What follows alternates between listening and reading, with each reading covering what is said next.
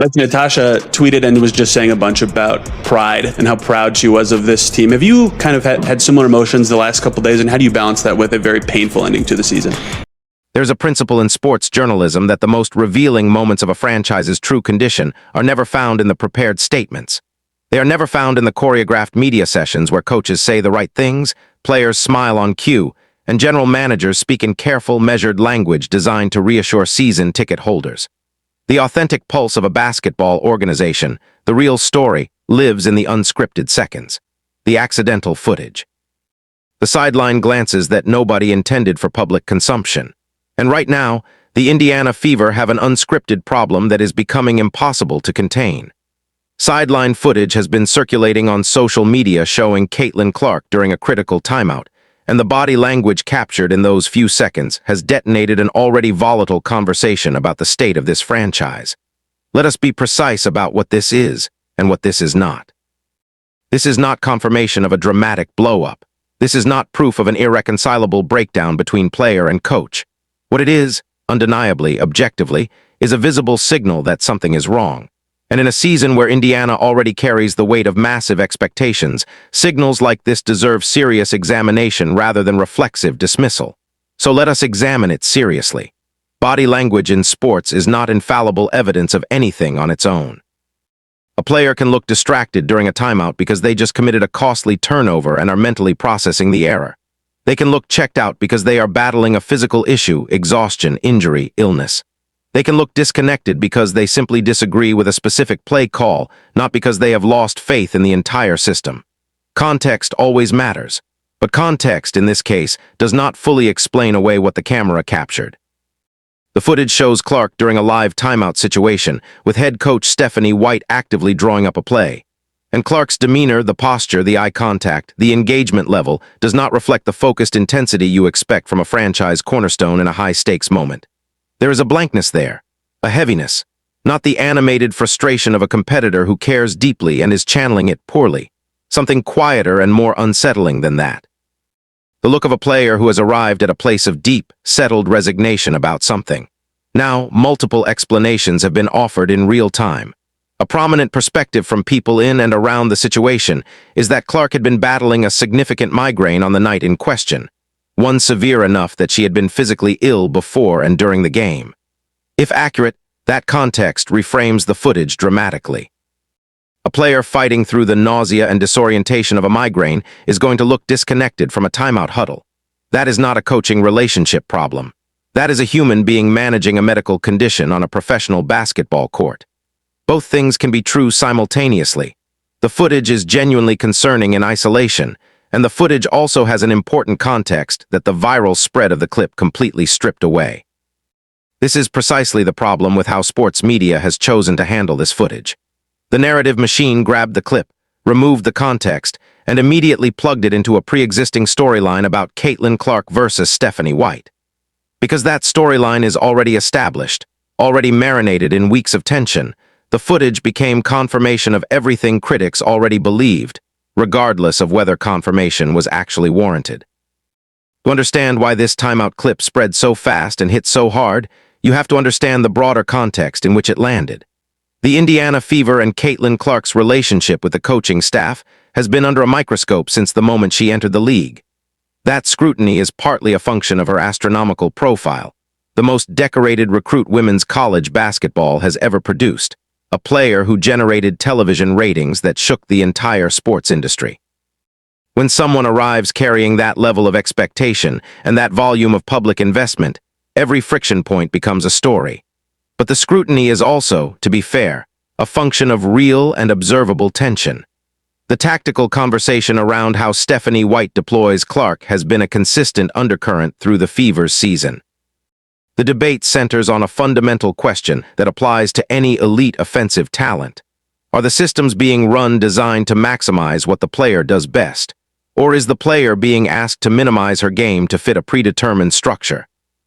For Clark, whose offensive genius is rooted in pace, space, pick-and-roll execution, and the kind of off-the-dribble creation at range that she has been doing since before the league understood she was coming, the offense around her has at times looked like a poor fit.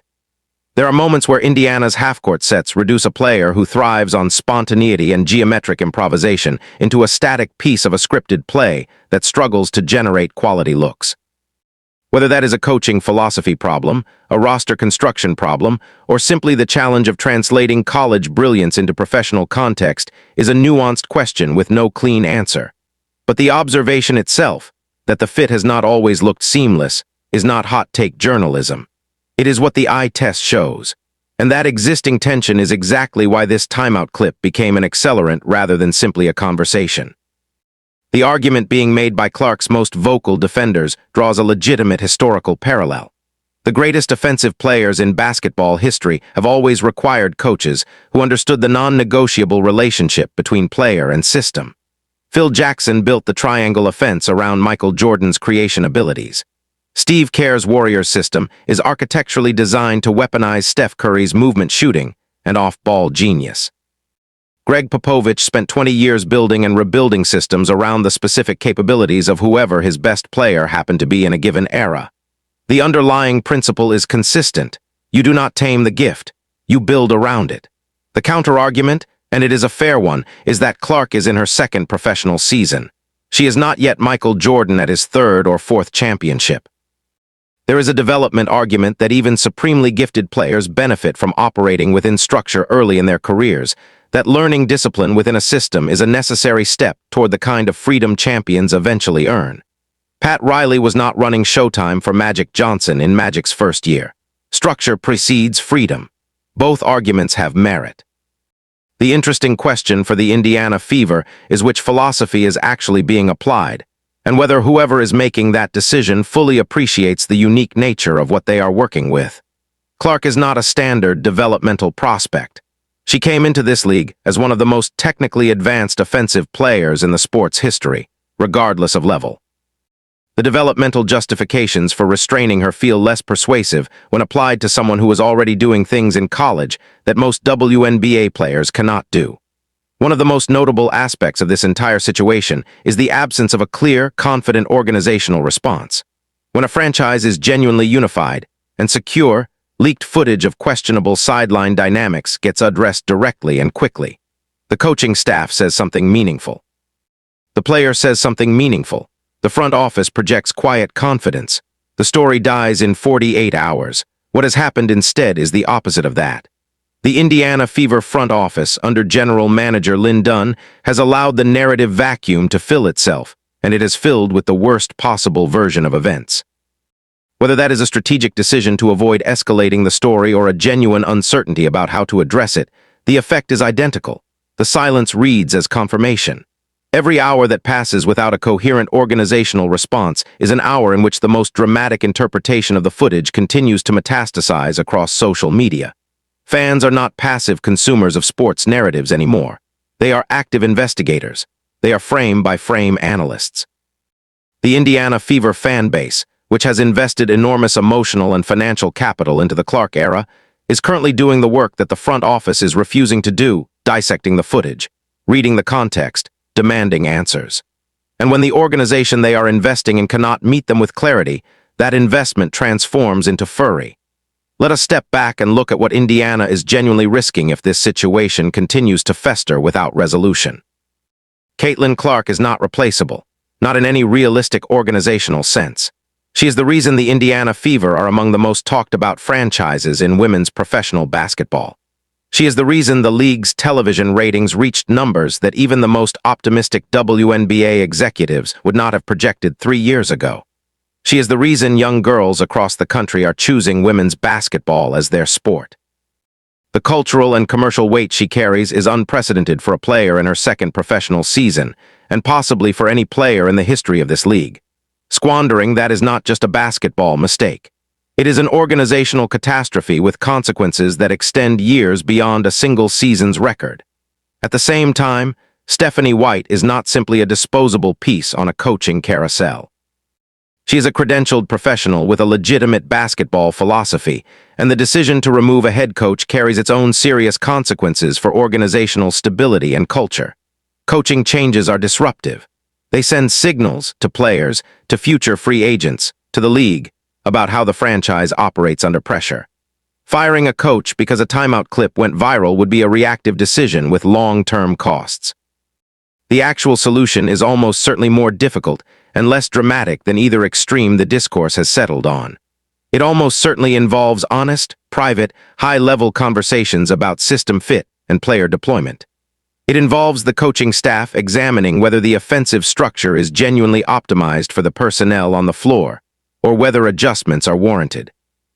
It involves Clark and her representatives communicating clearly about what she needs to perform at the level everyone expects. It involves the front office creating the conditions for those conversations to happen productively, rather than allowing the tension to bleed into viral footage on a loop. The timeout footage is a symptom.